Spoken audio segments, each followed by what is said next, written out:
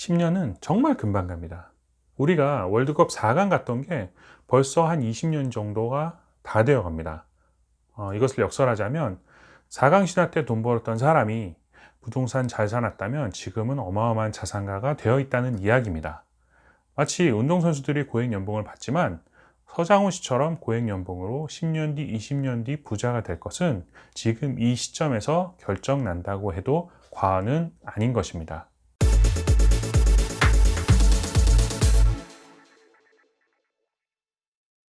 안녕하세요, 한동화입니다. 지난주에 혹시 구해주홈즈 보셨나요? 부동산에 관심이 있으신 분들이 많이 즐겨보는 프로그램이 아닐까 생각이 됩니다.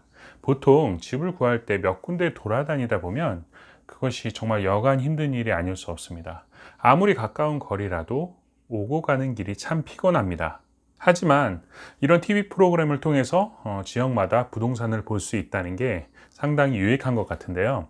물론 방송용이기 때문에 수박 겉핥기라고 생각하셔도 될 수 있지만 재미있는 방송인 것 같습니다. 특히 지난주에 역세권을 중심으로 두 아파트가 나왔는데 출연자의 선택과는 다소 다른 생각이 있어서 이 시간을 준비해 봤습니다. 부동산이라는 것은 취향이 다르고 우선순위가 다르기 때문에 딱히 이렇다 할 정답은 없지만 일반적인 시각에서 아파트 보는 방법을 오늘 이야기해 보도록 하겠습니다. 좋은 부동산을 고르기 위해서는 참고해야 할 것이 수백 가지는 된다고 개인적으로 생각이 되는데, 그래서 이 시간에 모든 것을 언급하기는 무리지만 아파트라는 것은 좋은 종합 선물 세트이기 때문에 객관화된 요소들이 상당히 많이 있습니다. 그 얘기는 상당히 많은 부분들이 검증이 된 부동산이 아파트라는 이야기입니다. 특히 오늘은 장기적인 관점에서 좋은 아파트를 고르는 방법과 그것의 유익한 점에 대해서 한번 살펴보도록 하겠습니다.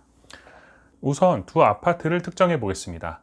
부동산 자체를 언급하면 오해 소지가 많이 있기 때문에 제가 만든 자료로 설명을 드려보도록 하겠습니다. 우선 A 아파트는 그림과 같이 아파트 단지를 형성을 하고 있습니다. 바로 옆에 한강 근처에 공원도 있습니다. 사방으로 도로로 둘러싸여 있고 아파트 단지만 블록을 형성하고 있습니다. 반면 B 아파트는 흔히 말하는 나홀로 아파트입니다.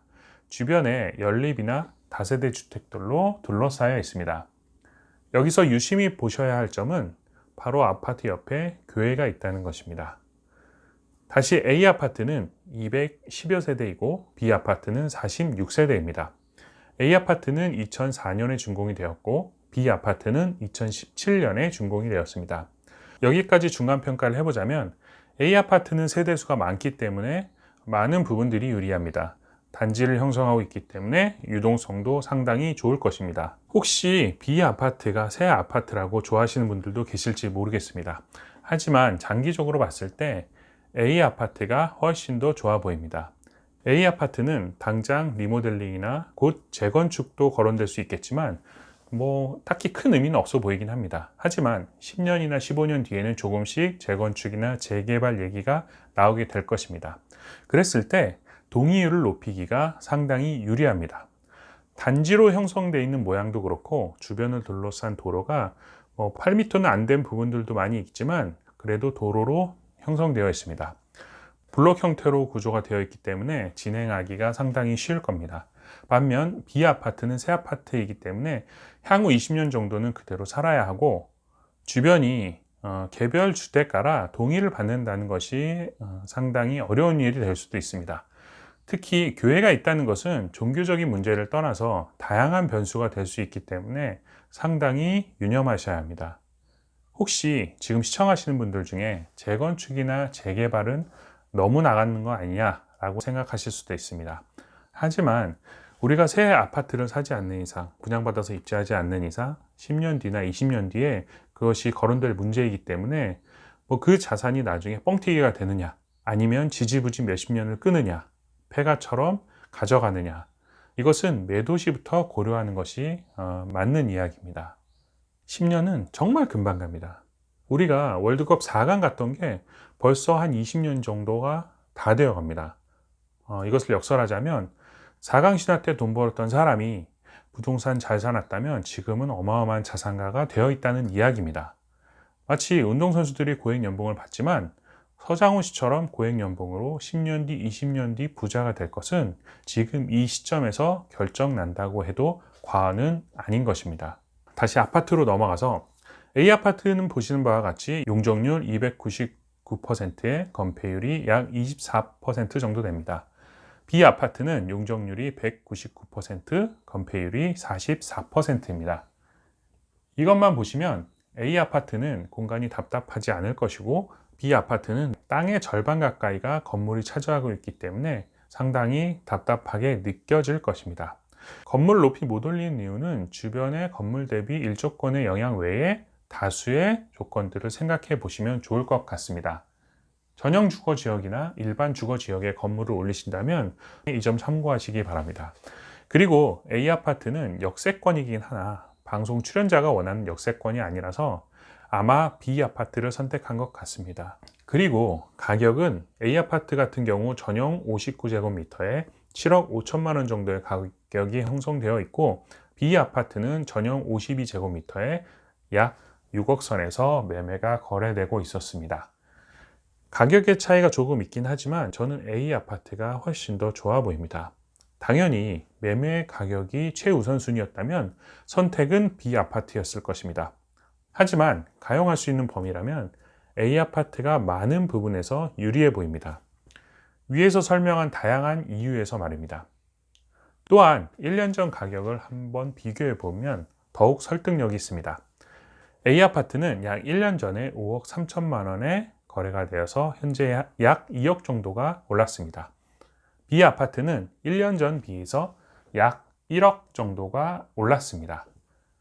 동일한 지역인데 가격 상승률이 다르다는 것이 보이실 것입니다. 특히 B아파트는 3종 일반 주거 지역임에도 불구하고 가격이 저렴하고 가격 상승률이 높지 않은 이유는 분명히 이유가 있을 것입니다. 그리고 B아파트 같은 경우는 거래량도 상당히 적었습니다. 당연히 세대수가 적기 때문에 이 점은 향후에도 유동성에 문제가 생길 수 있다는 의미입니다. 당연히 세대수가 적기 때문이겠지만 이 점은 향후 돈을 현금화시키는데도 문제가 있을 수 있다는 의미입니다. 그렇기 때문에 장기로 가져가게 되면 앞에서 말씀드린 바와 같이 재건축 같은 경우는 동의율 문제, 재개발은 그 일대를 갈아엎지 않는 이상 쉽게 어떤 자산 형성이 되지 않을 것입니다. 앞서 말씀드린 바와 같이 부동산은 개인차가 크기 때문에 정답은 딱히 없습니다. 물론 이분들은 통근버스를 타야 하기 때문에 특정 지하철역에 가까워야 하는 조건이 있었습니다. 하지만 대기업 연봉을 감안하면 조금 더 공격적인 투자를 하셔도 될 듯 했습니다. 그런데 이 출연자가 대기업인지는 어떻게 알았을까요?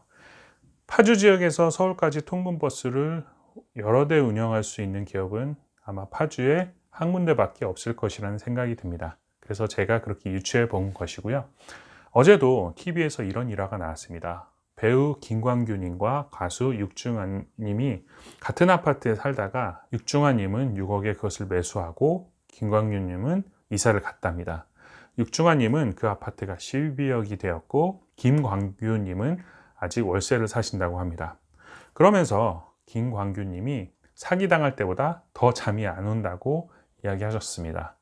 상당히 공감이 가는 이야기입니다. 한 번의 선택이 기회비용을 날려버렸다면 사기당한 것과 다를 바가 없기 때문입니다. 부동산, 특히 아파트는 객관화되어 있기 때문에 많은 수요자를 확보하고 있는 시장입니다. 다양하게 보시고 장기적으로 보시는 눈을 반드시 가지시기 바랍니다. 감사합니다.